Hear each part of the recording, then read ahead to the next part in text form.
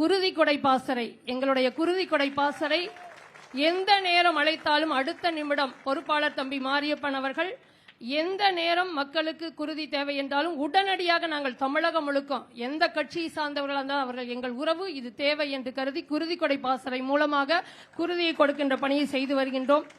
மதுக்கடைகள் நீக்க பல போராட்டங்கள், மொத்தமா மகளிர் பாசறை முழுக்க மனு கொடுத்த ஆட்சியர்கிட்ட அது அரசின் கொள்கை முடிவு என்று சொல்லிவிட்டார்கள். ஆனாலும் தனிப்பட்டு போராடினோம். கோபி வாய்க்கால் வீதியில் இருக்கக்கூடிய மதுக்கடை அகற்றினோம். மக்கள் பாராட்டு தெரிவித்தார்கள்.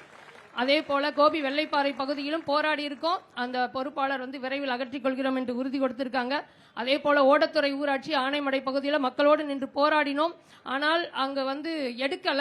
ஆனா அந்த பகுதியினுடைய மக்கள் கிட்ட நான் தனிப்பட்டு போய் சொன்னேன், இந்த மாதிரி வருமானம் இல்லை என்றால் கடையை நிறுத்திடுவாங்க, இது விவசாய பகுதியா இருக்கு, முக்கியமான இடமா இருக்கு என்று அந்த ஊர் மக்களுக்கு சொன்னேன். உண்மையிலுமே அவர்கள் வாங்கவில்லை, வருமானம் இல்லை, அந்த கடையை எடுத்து விட்டார்கள். கட்டிய கட்டடம் மட்டும் இருக்கிறது. விவசாய நிலங்களில் பாதிக்கின்ற சாராய போத்தல்களை வீசுவது தடுக்கப்பட வேண்டும் என்று ஆட்சியரிட்ட மனு கொடுத்தோம். அதுக்கு வெற்றியும் கிடைத்திருக்கிறது. பவானி ஆற்றை நாசமாக்கும் பவானி சாகர் பகுதியில் அமைய இருந்த சிப்காட் தொழிற்சாலையை விவசாயிகளோடு சேர்ந்து நாம் தமிழர் போராடி தற்போது தடுத்து நிறுத்தி இருக்கிறோம். பெருந்துறை சிப்காட் தொடர்ந்து போராட்டம். 2700 ஏக்கர் மாசு கட்டுப்பாடு வாரியத்தில் கேட்டீங்கன்னா நாம் தமிழர் கட்சி உறவுகள் எல்லாத்தையும் அவங்களுக்கு தெரியும். அந்த அளவுக்கு அந்த அலுவலகத்திலே போய் பல நாட்கள் உட்கார்ந்துருக்காங்க.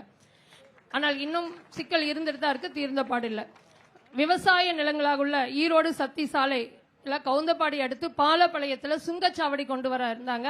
மக்கள் போராட்டம், மனு கொடுத்தோம். அது போக தொடர் கருத்தியல் பரப்புரை மூலமாக இன்று பாதி வேலை செய்து இனி வராது என்று நிறுத்தப்பட்டிருக்காங்க.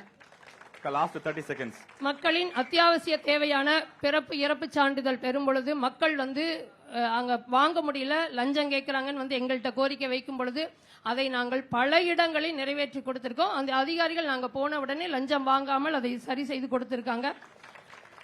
கொரோனா காலகட்டத்தில் மாவட்டம் முழுவதும் வீட்டை விட்டு வரதுக்கு அச்சப்பட்டோம். ஆனால் கபசுர குடிநீர் கொடுத்து தொற்றில் இருந்த மக்களை காக்கின்ற உதவியை நாம் தமிழர் உறவுகள் எல்லோரும் செய்திருக்கோம். பவானி சாகர் முகாம், அது மட்டும் இல்ல அரச்சலூர் முகாமில் இருக்கக்கூடிய ஈழ சொந்தங்களுக்கு, வெளியிலே வர முடியாத இருந்த சொந்தங்களுக்கு உணவு மற்றும் மற்ற உதவிகள் செஞ்சிருக்கோம். 8 வழிச்சாலை போராட்டம், விவசாயத்துக்காக நிலங்களை பால்பட்டது. போராட்டத்தினுடைய நோக்கம் வெற்றி அடைந்தது. ஆனா போராட்டக்காரர்கள் இன்னும் வழக்கு நடந்து கொண்டிருக்கு. தம்பி சொல்ல சொன்னீங்க, இன்னும் நிறைய இருக்கு. அதிகாரத்தில் இல்லை, அதிகாரம் இல்லை என்றாலும் மக்களின் நலனுக்காக இந்த களத்தில் நிற்கிறோம்.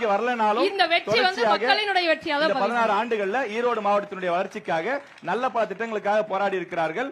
தீமையான திட்டங்களோ அல்லது மக்கள் விரும்பாத திட்டங்களுக்காக தடுத்து நிறுத்தி இருக்கிறார்கள் என்பது அக்கா சீதாலட்சுமி அவர்கள் தெரிவித்தாங்க. இப்ப முதல் சுற்று நிறைவடைந்தது.